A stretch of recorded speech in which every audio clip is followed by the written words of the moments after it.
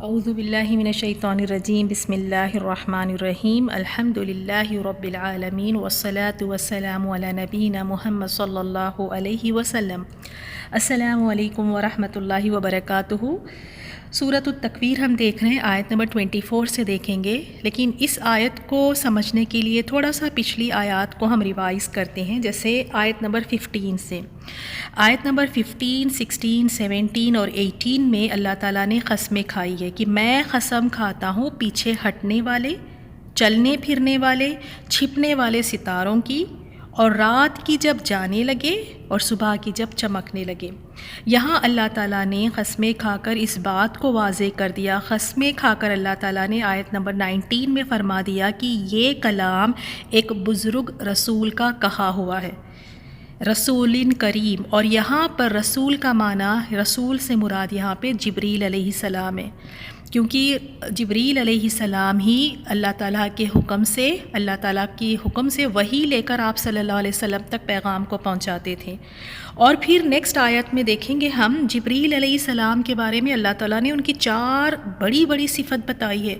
ایک تو یہ بتایا کہ وہ بڑے قوت والے ہیں، اور پھر اللہ تعالیٰ کے نزدیک جبریل علیہ السلام کا ایک بہت بلند اور بہت بڑا مرتبہ ہے، اور جبریل علیہ السلام کی بات، ان کی بات مانی جاتی ہے، آسمانوں پر ان کی اطاعت کی جاتی ہے، دوسرے فرشتے ان کی بات مانتے ہیں۔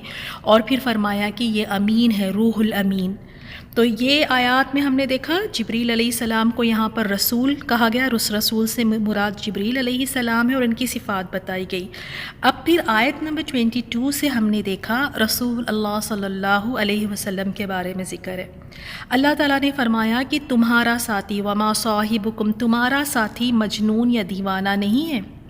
اس نے اس فرشتے کو آسمان کے کھلے کنارے پر دیکھا بھی ہے۔ تو یہاں اللہ تعالیٰ نے اس بات کو بھی کلیئر کر دیا، واضح کر دیا کہ جو وحی لے کر آتے تھے وہ جبریل علیہ السلام ہی ہے، کیونکہ آپ صلی اللہ علیہ وسلم نے جبریل علیہ السلام کو دیکھا ہے، آپ جانتے تھے، پہچانتے تھے، ان کی اصلی شکل و صورت میں دیکھا تھا۔ تو جو وحی لے کر آنے والے فرشتے ہیں وہ جبریل علیہ السلام ہیں۔ تو اب آگے ہم دیکھتے ہیں اللہ تعالیٰ نے اپنے نبی کے بارے میں کیا کہا۔ اللہ تعالیٰ نے اپنے نبی کے بارے میں فرمایا، بہت ہی امپورٹنٹ آیت ہے، اور یہ ایک آیت سے انشاءاللہ ہمارا عقیدہ درست ہو جائے گا۔ انشاءاللہ یہ آیت کو اگر ہم دل سے سنیں اور اس پر عمل کرنے کی کوشش کریں تو ہماری زندگی سے ساری بدعات دور ہو جائے۔ بدعات یعنی دین میں نئی نئی چیزیں ایجاد کر لینا، ثواب کے نام سے نیکی سمجھ کر کرنا، نئی نئی چیزوں کو ایجاد کرنا جس کا حکم نہ آپ صلی اللہ علیہ وسلم نے دیا، نہ ہی قرآن میں اس کا کوئی حکم ہے، نہ صحابہ نے کبھی کیا۔ اور آج کل کئی لوگوں کو آپ دیکھیں آگے بڑھ کے نیکیاں کرتے ہیں، ثواب کا، نیکی کا کام سمجھ کر کرتے ہیں، کہیں اس کی دلیل نہیں ملتی، کہیں پروف ہی نہیں ملتا کہ اللہ نے کہا ہے یا رسول اللہ صلی اللہ علیہ وسلم نے کہا ہے یا صحابہ نے کیا، کہیں سے پروف نہیں ملتا، لیکن بڑی بڑی عبادات کر لیتے ہیں لوگ نیکی کا کام سمجھ کر۔ تو چلیں دیکھتے ہیں اس آیت کو، اللہ تعالیٰ اس آیت کو ہمارے دلوں میں اتار دے، یہ آیت ہمیں سمجھ آ جائے۔ اللہ تعالیٰ نے اپنے نبی کے بارے میں فرمایا وما، وا اور ما نہیں، ہوا وہ یعنی نبی صلی اللہ علیہ وسلم نہیں ہے وہ، علی الغیبی غیب پر، بدنین بخیل۔ اللہ تعالیٰ نے فرمایا اور وہ غیب کی باتوں پر بخیل نہیں ہے۔ محمد صلی اللہ علیہ وسلم پر جو کچھ بھی اللہ تعالیٰ نے نازل فرمایا اسے رسول اللہ صلی اللہ علیہ وسلم نے لوگوں تک پہنچا دیا، اس میں کوئی بخل سے کام نہیں کیا۔ رسول اللہ صلی اللہ علیہ وسلم نے ایک ایک بات سب پہنچا دی۔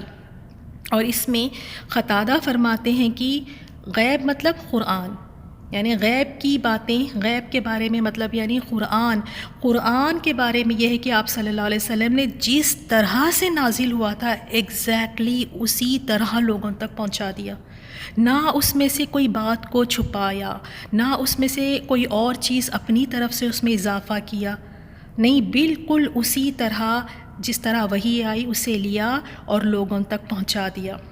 تو یہاں اللہ تعالیٰ نے اپنے نبی کے بارے میں گواہی دے دی کہ یہ نبی ایسا نہیں ہے کہ اس نے کوئی اپنی یعنی بخل کیا ہو یا کوئی بات چھپا لی ہو، وحی کی کوئی بات آئی ہے تو لوگوں تک نہیں پہنچایا ہو، نہیں، یہ بات واضح ہو جائے کہ نبی نے کوئی بخل نہیں کیا۔ آئی ہوپ کہ یہ بات سمجھ آ رہی ہے۔ اب ہم دیکھتے ہیں ذرا اپنے اوپر اس آیت کو لے کر۔ اللہ تعالیٰ نے خود گواہی دے دی کہ نبی صلی اللہ علیہ وسلم نے یعنی پہنچا دیا، اس میں کوئی بخل سے کام نہیں کیا، کوئی اس میں بخل نہیں کیا۔ اور اب آج کل ہم دیکھتے ہیں، ایک تو دیکھیں لوگ یہ کہتے ہیں کہ خواب میں نبی صلی اللہ علیہ وسلم آیا اور انہوں نے ہمیں یہ وظیفہ بتایا، خواب میں نبی صلی اللہ علیہ وسلم فلاں کے خواب میں آیا اور کہا کہ یہ والا وظیفہ کر لیں، اس طرح والی نماز پڑھ لیں۔ تو ایک بات سمجھ لیں، یہاں اللہ تعالیٰ نے بتا دیا کہ نبی نے تو سب کچھ بتا دیا، ایسا کوئی عمل یا نیکی کا کام نہیں ہے جو آپ صلی اللہ علیہ وسلم نے نہیں بتایا، سب کچھ بتا دیا، چھوٹی سی چھوٹی نیکی سے لے کے بڑی نیکی تک، وہ سارے عمل جو ایک انسان کو جنت تک پہنچا سکتا ہے، الرسول اللہ صلی اللہ علیہ وسلم نے کلیئرلی بتا دیا، کچھ نہیں چھپایا۔ اور وہ سارے اعمال، وہ ساری چیزیں جو ایک انسان کو جہنم تک پہنچا سکتی ہے، اس سے بھی آگاہ کر دیا، اس کے بارے میں بھی بتا دیا۔ اب لوگ کہتے ہیں کہ خواب میں آ کر بتا رہے ہیں، تو دیکھیں سبحان اللہ، کیا اس کا کیا مطلب ہوا کہ کیا وہ یہ کہنا چاہتے ہیں کہ رسول اللہ صلی اللہ علیہ وسلم نعوذ باللہ دنیا سے جانے سے پہلے پوری باتیں نہیں بتائیں، کچھ باتیں رہ گئی تھی کہ خواب میں آ کر بتانی پڑ رہی ہیں؟ ذرا اس بات کو سمجھنا چاہیے کہ یہاں اللہ تعالیٰ خود گواہی دے رہے ہیں، اور پھر لوگ آگے بڑھ کے کتنی بدعت کر لیتے ہیں، نئی نئی چیزیں دین میں ایجاد کر لیتے ہیں، اور ان کے پاس کوئی اپنی بات کی سچائی کی کوئی دلیل نہیں ہوتی، کوئی قرآن اور حدیث سے ان کے پاس دلیل نہیں ہے۔ اب لوگوں کو گمراہ کرنے کے لیے کیا کہتے ہیں کہ ہم نے خواب میں دیکھا، فلاں بزرگ نے آ کے ہمیں یہ وظیفہ بتا دیا، نبی صلی اللہ علیہ وسلم ہمارے خواب میں آئے تھے، انہوں نے ہمیں اس طرح کا وظیفہ بتایا ہے، تو یہ قرآن اور حدیث سے دلیل نہیں دیتے ہیں، یہ پھر لوگوں کو اس طرح سے گمراہ کرتے ہیں۔ اللہ تعالیٰ ہم سب کی حفاظت فرمائے ہیں۔ تو یہاں اس میں ہمیں اس آیت سے ہمیں پتہ چلتا ہے کہ آپ صلی اللہ علیہ وسلم نے ایک ایک بات بتا دی، کوئی بات نہیں چھپائی، دین مکمل کر گئے ہیں، دین بالکل مکمل ہے، اس میں نہ ہم کچھ اضافہ کر سکتے ہیں، نہ ہی اس میں سے ہم کچھ نکال سکتے ہیں۔ تو اب دیکھتے ہیں بدعت کی لسٹ دیکھ لیں آپ، اتنی بدعت نہ نیکی سمجھ کر لوگ کرتے ہیں، ثواب کا کام سمجھ کر کرتے ہیں، لیکن خسارے کے علاوہ کچھ نہیں حاصل۔ یہ تمام بدعت ساری گمراہیاں ہیں، اور یہ سب گمراہیاں آگ میں ہوں گی۔ کتنا بڑا خسارہ ہے کہ اس دنیا میں نیکی کا کام سمجھ کے کر رہے ہیں، بڑے شوق سے ثواب کا کام سمجھ کے کر رہے ہیں، اور قیامت والے دن پتہ چل رہا ہے کہ یہ تو بدعت ہے، اور یہ ساری بدعت کہاں ہوں گی؟ آگ میں ہوں گی۔ کچھ ہم دیکھ لیتے ہیں۔ اب آپ دیکھیں آیت کریمہ، اتنے شوق سے اعتقاد سے لوگ پڑھتے ہیں، سب کو جمع کرتے ہیں، رشتہ دار بھی آ جاتے ہیں، پڑوسیوں کو بھی بلا لیتے ہیں، سب مل کر 1.25 لاکھ مرتبہ آیت کریمہ پڑھتے ہیں۔ کیوں؟ کیونکہ مشکل آئی ہے، تو اس مشکل میں اس آیت کریمہ کا وظیفہ پڑھنے سے سب ٹھیک ہو جاتا ہے۔ تو کیا یہ رسول اللہ صلی اللہ علیہ وسلم نے ہمیں بتایا ہے؟ رسول اللہ صلی اللہ علیہ وسلم کے زمانے میں بھی اتنا مشکل وقت آیا تھا، اتنے مشکل اوقات آئے کہ صحابہ اکرام کو یہاں تک کہ پتے اور چمڑیاں کھانی پڑی۔ اس سے بھی کوئی مشکل وقت ہو سکتا ہے؟ اتنے مشکل حالات میں بھی آپ صلی اللہ علیہ وسلم نے کبھی یہ نہیں کہا کہ چلو بھائی سب ایک ساتھ بیٹھتے ہیں، اتنا مشکل وقت آیا ہے، فاقے پڑے ہوئے ہیں، کھانے کو کچھ ہے نہیں، اور مشرکین مکہ الگ سازشیں کر رہی ہیں، تو چلو سب مل کر بیٹھ کے ہم آیت کریمہ پڑھتے ہیں، اس طرح اللہ تعالیٰ مشکلات کو دور کرے گا۔ کیوں نہیں کیا آپ صلی اللہ علیہ وسلم نے؟ کیا رسول اللہ صلی اللہ علیہ وسلم کو نعوذ باللہ نہیں پتہ تھا کہ یہ نیکی ہے؟ آج ہمیں پتہ چل گیا ہے، آج ہم اسے نیکی سمجھ کے کر رہے ہیں، تو کیا ہمیں آج پتہ چلا ہے نعوذ باللہ کہ آپ صلی اللہ علیہ وسلم کو نہیں پتہ تھا؟ اسی طرح آپ دیکھیں میلاد کرتے ہیں، میلاد النبی، ہمیں آپ صلی اللہ علیہ وسلم نے بتا دیا 2 عیدیں ہیں، اور ہم آگے بڑھ کے کہتے ہیں نہیں جی میلاد النبی ایک بھی عید ہے، آپ صلی اللہ علیہ وسلم کی پیدائش کا دن۔ تو یہ بات آج مجھے اور آپ کو سمجھ میں آئی ہے، اس وقت صحابہ اکرام کو نہیں پتہ تھا، حالانکہ وہ تو ہم سے زیادہ محبت کرتے تھے آپ صلی اللہ علیہ وسلم سے۔ تو پھر انہوں نے کیوں نہیں منائی یہ میلاد النبی؟ انہوں نے صحابہ نے کیوں نہیں منائی؟ رسول اللہ صلی اللہ علیہ وسلم نے کیوں نہیں اس کا حکم دیا جو آج ہمیں نیکی لگتی ہے؟ اسی طرح آپ دیکھیں کہ اگر کوئی فوت ہو جاتا ہے تو گھر سب مل بیٹھ کے قرآن ختم کرتے ہیں، قرآن خوانی کرواتے ہیں۔ آپ صلی اللہ علیہ وسلم کی بیٹیاں فوت ہوئی، بیویاں فوت ہوئی، صحابہ کرام شہید ہوئے. کسی کی بھی فوتگی پر، کسی کی بھی جب فوت ہوئے ہیں تو سب کو جمع کر کر اس طرح قرآن پڑھنے کا حکم نہیں دیا. وہی چیز جو آج ہمیں بڑی نیکی لگتی ہے، یہ سب بدعات ہے. اور اللہ تعالیٰ نے یہاں گواہی دے دی آیت نمبر 24 میں، کہہ دیا کہ اور وہ غیب کی باتوں پر بخیل نہیں ہے. جو ان تک پہنچایا گیا اس میں بخل نہیں کیا، جیسے کہ تیسے اس طرح رسول اللہ صلی اللہ علیہ وسلم نے سب کو پہنچا دیا. تو آج ہمیں یہ جو نیکیاں لگ رہی ہے تو ہم یہ کہیں نہ کہیں ہم یہ کہنا چاہ رہے ہیں کہ انہیں نہیں پتہ تھا، نعوذ باللہ، جو آج ہمیں پتہ چلا ہے.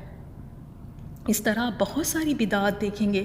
ابھی کلاس میں تو ہم ساری کی ساری بدعات کو ڈسکس نہیں کر سکتے، تو اپنے عقیدے کو درست کریں. مرتے دم تک ایک اپنا یہ بنا لیں، رول بنا لیں کہ میں نے صرف وہی کرنا ہے جو قرآن میں ہے، میں نے صرف وہی کرنا ہے جو آپ صلی اللہ علیہ وسلم نے کیا ہے اور کہا ہے، اور وہی جو صحابہ اکرام فالو کرتے تھے. That's it. اس کے علاوہ چاہے وہ کتنی بڑی نیکی کیوں نہ ہو، کتنا بڑا ثواب کا کام کیوں نہ ہو، کتنا ہی بڑا وظیفہ کیوں نہ ہو، لیکن میں نے نہیں کرنا جب تک وہ قرآن میں نہ ہو، حدیث میں نہ ہو، صحابہ اکرام نے نہیں کیا ہو، تو میری بھی جرت نہیں ہونی چاہیے کہ میں آگے بڑھ کے اس کو کروں. تو آئی ہوپ کہ یہ آیت سمجھ آ رہی ہے. تو اس آیت میں واضح طور پہ بتا دیا گیا. اور اس کے بعد اللہ تعالیٰ نے نیکسٹ آیت میں پھر فرمایا وما، اور نہیں ہوا وہ، بقول قول، شیطان رجیم مردود کا. رجیم کا معنی ہے مردود. اور یہ قرآن کسی مردود شیطان کا قول، شیطان کا کلام نہیں ہے. یہ قرآن شیطان کا کلام ہو ہی نہیں سکتا، اس کی تو استطاعت ہی نہیں ہے، یہ تو اس کے مطلب کی چیز ہی نہیں ہے، اس کو زیب نہیں دیتا. یہ شیطان کا کلام نہیں ہے، یہ تو رب العالمین کا کلام ہے. جیسے دیکھیں مشرکین مکہ کیا کہتے تھے، وہ نجومیوں کے پاس جاتے، اور نجومیوں کے پاس جاتے ہیں تو دیکھیں جو وہ لوگ نا کچھ غیب کی باتیں بتا دیتے ہیں. ان کے 10 باتوں میں سے 2 سچ نکلتی ہیں اور 8 ان کی سب وہی من گھڑت باتیں ہوتی ہیں. تو جس طرح نجومیوں کے پاس شیطان آتے ہیں اور آ کے انہیں آسمان کی جو چوری چھپ کے وہاں سے جو باتیں سن لیتے ہیں یہ شیاطین، تو وہ آ کر اپنے نجومیوں کو بتا دیتے ہیں. تو انہیں لگتا ہے شاید قرآن بھی ایسے ہی ہے. تو اللہ تعالیٰ نے فرما دیا قرآن ایسا نہیں ہے، یہ کوئی شیطان کا کلام نہیں ہے، یہ شیطان کی لائی ہوئی چیز نہیں، یہ تو اس کو زیب ہی نہیں دیتا.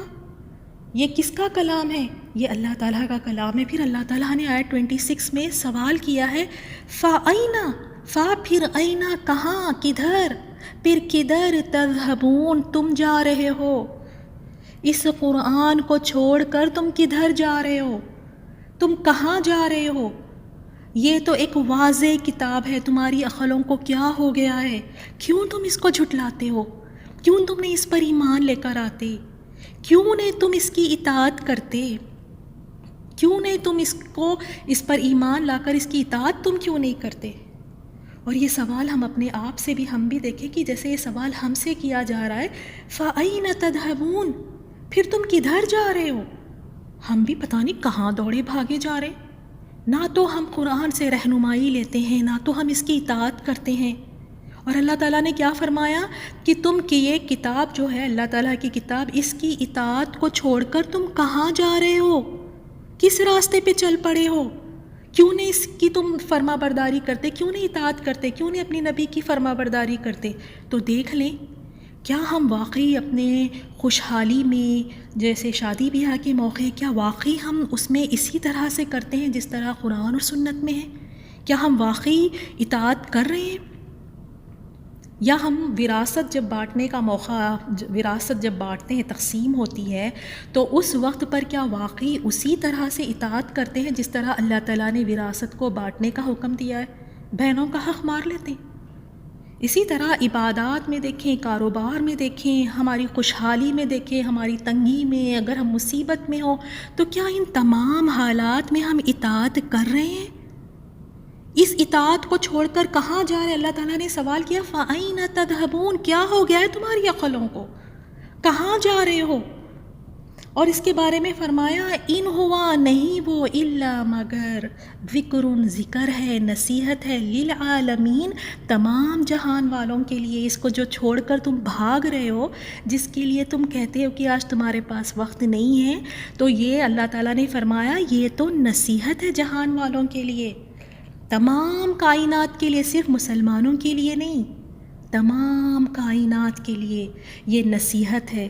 واعظ و نصیحت اس سے حاصل کرو، یہاں سے تمہیں نصیحت ملے گی، یہ تمہیں نصیحت، یہ تمہیں رہنمائی کرے گی، تمہیں سیدھا راستہ دکھائے گی، یہ جنت کا راستہ دکھائے گی، اس میں نصیحتیں ہیں تمہارے لیے۔ چاہے تم کتنی ہی بڑی ڈگری کیوں نہ لے لو، تمہارے پاس پی ایچ ڈی کی ڈگری کیوں نہ ہو، تم ایم بی بی ایس کرو، بی ٹیک کرو، جو مرضی بڑی بڑی ڈگریاں لے لو، لیکن وہ ڈگریاں تمہیں ہدایت کا راستہ نہیں دکھا سکتی، وہ ڈگریاں تمہیں جنت کا راستہ تمہارے لیے آسان نہیں کر سکتی، وہ ڈگریاں تمہیں جنت تک نہیں پہنچا سکتی۔ جنت کا راستہ اس قرآن میں ہے، یہ ہے نصیحت، یہ تمام جہان والوں کے لیے اس میں نصیحت ہے، واعظ و نصیحت ہے۔ لیکن پھر اللہ تعالیٰ نے یہاں پہ فرمایا لمن، واسطے اس کے لیے، اس کے شاء جو چاہے، ہر کسی کے لیے نصیحت نہیں ہے، لیکن صرف کس کے لیے؟ جو چاہے، منکم تم میں سے جو چاہے واقعی سے نصیحت لینا، رہنمائی لینا، جو تم میں سے چاہیں، ان یستقیم، کہ وہ راہ راست پر چلے، وہ سیدھے راستے پر چلے۔ تو اللہ تعالیٰ نے فرمایا اس کے لیے جو تم میں سے سیدھی راہ پر چلنا چاہے، یعنی جو ہدایت کا راستہ اختیار کرنا چاہتا ہے، واقعی جو جنت تک پہنچنا چاہتا ہے، واقعی جس میں ایک تڑپ ہے، فکر ہے کہ میں سیدھے راستے پر چلوں، ایسا راستہ جو اللہ نے اور اس کے رسول نے دکھایا ہے، تو پھر وہ راستہ اسے قرآن سے ملے گا۔ اور یہ ہماری مرضی نہیں ہے، اللہ تعالیٰ نے فرمایا کہ جو مرضی چاہے اس سے ہدایت لے لے، جو مرضی چاہے اس سے گمراہ ہو جائے، یہ کوئی انسانوں کے بس میں نہیں ہے۔ کیونکہ جب یہ آیت نازل ہوئی، آیت نمبر 28، اس کے لیے جو تم میں سے سیدھی راہ پر چلنا چاہے، لمن شاء منکم ان یستقیم، تو اس پر ابو جہل نے کہا کہ پھر تو بھائی یہ معاملہ تو ہمارے بس میں ہے، یعنی ہمارے اختیار میں ہے کہ اگر ہم چاہیں تو ہم راہ راست پر آ جائیں گے، ہدایت کے راستے پر آ جائیں گے، اور اگر ہم ہی نہ چاہیں تو کوئی بات نہیں، پھر یعنی سب ہمارے پہ ہے، یعنی میرے بس میں ہے، جیسے ابو جہل نے کہا۔ تو اللہ تعالیٰ نے پھر اور دوسری آیت میں اللہ تعالیٰ نے دوسری آیت نازل فرمائی، اور ابو جہل کے اس سوال کو اللہ تعالیٰ نے کلیئر کر دیا اور فرمایا وما تشاؤون، اور نہیں تم چاہ سکتے، الا مگر ان یشاء اللہ، یہ کہ چاہے اللہ، رب العالمین، جو رب ہے سارے جہانوں کا۔ تو ابو جہل نے کیا کہا تھا کہ اچھا پھر تو یہ ہمارے بس میں ہے نا، ہمارے اختیار میں، ہم چاہے تو ہدایت نہیں، ہم چاہے تو اس سے ہدایت نہ لیں، گمراہی ہم رہنا پسند کریں۔ تو اللہ تعالیٰ نے بتا دیا نہیں، ایسے نہیں ہے جیسے وہ سوچ رہا ہے۔ اللہ تعالیٰ نے فرمایا اور تم کچھ بھی نہیں چاہتے مگر یہ کہ اللہ رب العالمین چاہے۔ ہدایت بھی اسے ہی ملتی ہے جسے اللہ تعالیٰ ہدایت دینا چاہے، گمراہ بھی وہی ہوتا ہے جسے اللہ تعالیٰ گمراہ کر دے، انسانوں پر نہیں ہے۔ اسی لیے تڑپ کر مانگے ہدایت اللہ تعالیٰ سے، اللہ ہی ہدایت دیتا ہے۔ اب کوئی یہ نہ کہیں کہ جب اللہ ہی کے ہاتھ میں ہدایت ہے، اگر میں جہنم میں چلی جاتی ہوں تو اس میں میرا کیا قصور، اللہ نے ہی تو مجھے ہدایت نہیں دی۔ نعوذ باللہ، ایسی بات نہیں ہے۔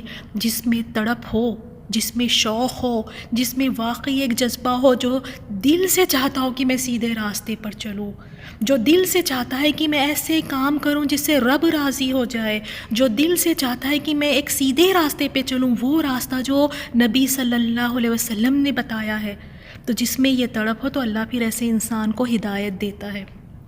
ایک انسان ہے، اس میں کوئی تڑپ ہی نہیں ہے ہدایت کی، کوئی شوق ہی نہیں ہے، کوئی جستجو نہیں، کوئی محنت نہیں، کچھ نہیں، تو کیوں کر اسے ہدایت ملے؟ پھر اس میں تو ہے ہی نہیں کوئی شوق، وہ ہدایت پانا ہی نہیں چاہتا، تو پھر ایسوں کو اللہ تعالیٰ ہدایت نہیں دیتا۔ ہدایت بڑی قیمتی چیز ہے، اسی لیے تو دیکھیں ہمیں نماز میں 17 مرتبہ ہم دن میں ہمیں یہ سکھایا گیا ہے کہ ہم ہدایت مانگیں اللہ تعالیٰ سے، اہدنا الصراط المستقیم۔ مال مانگنے کے لیے ہمیں نہیں سکھایا گیا، نہیں تعلیم دی گئی کہ اپنی ہر نماز میں مال مانگو، اولاد مانگو۔ سورۃ الفاتحہ میں ہم کیا مانگتے ہیں؟ 17 مرتبہ دن میں کہ یا اللہ سیدھے راستے پہ چلا دے، یا اللہ تو ہدایت دے دے۔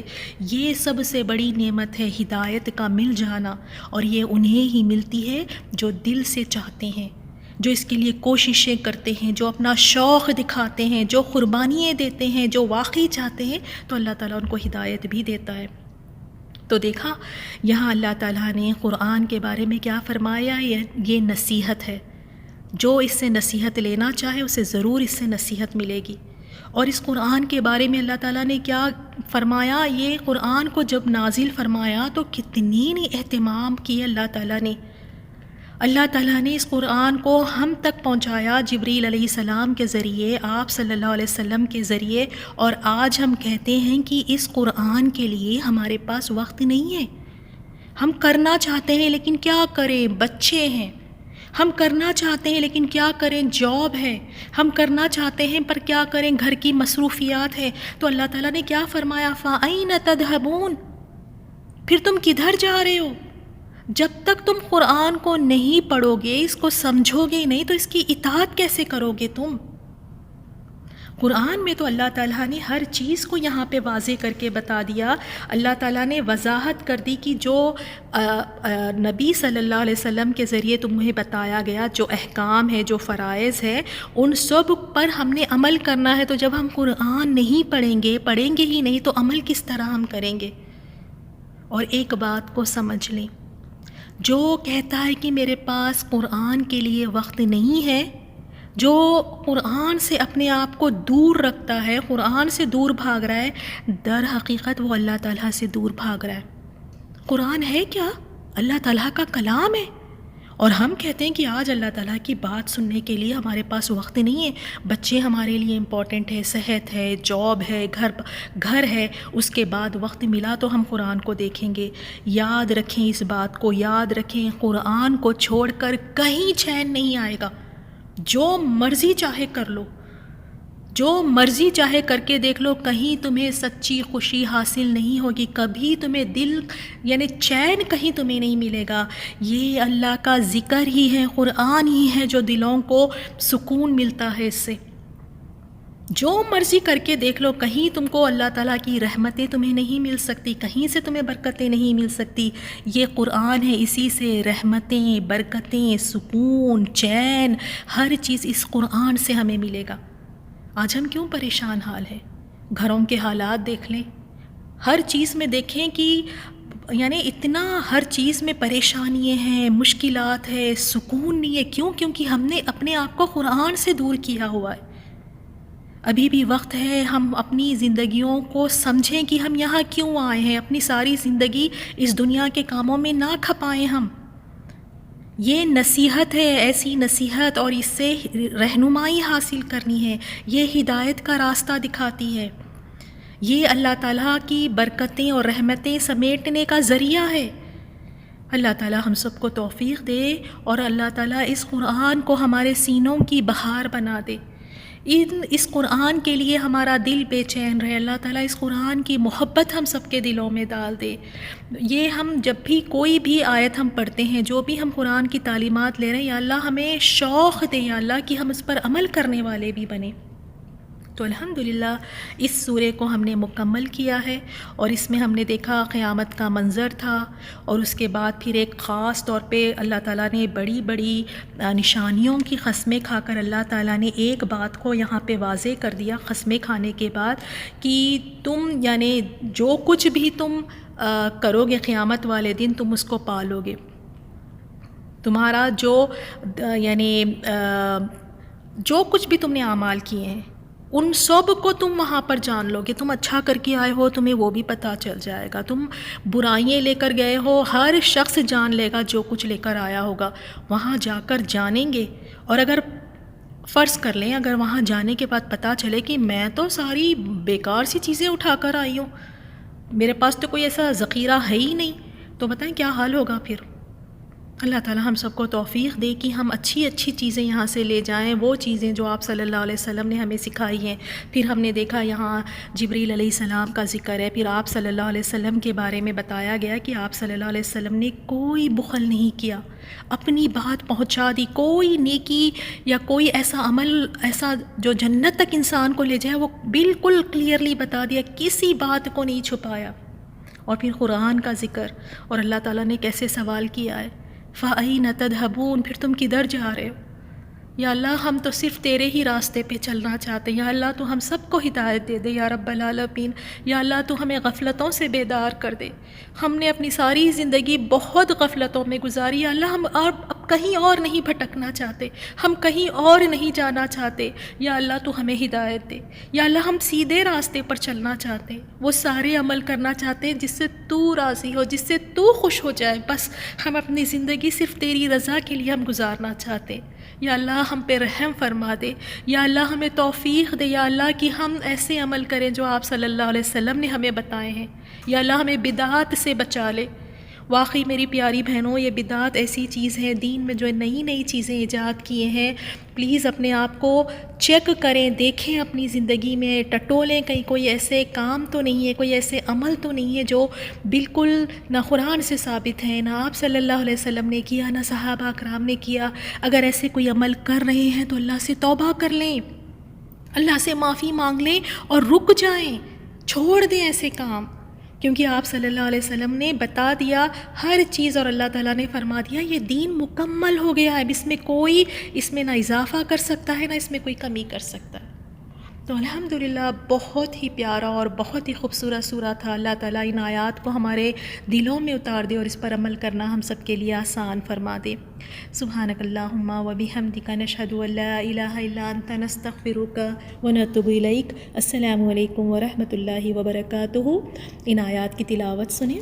بسم اللہ الرحمن الرحیم،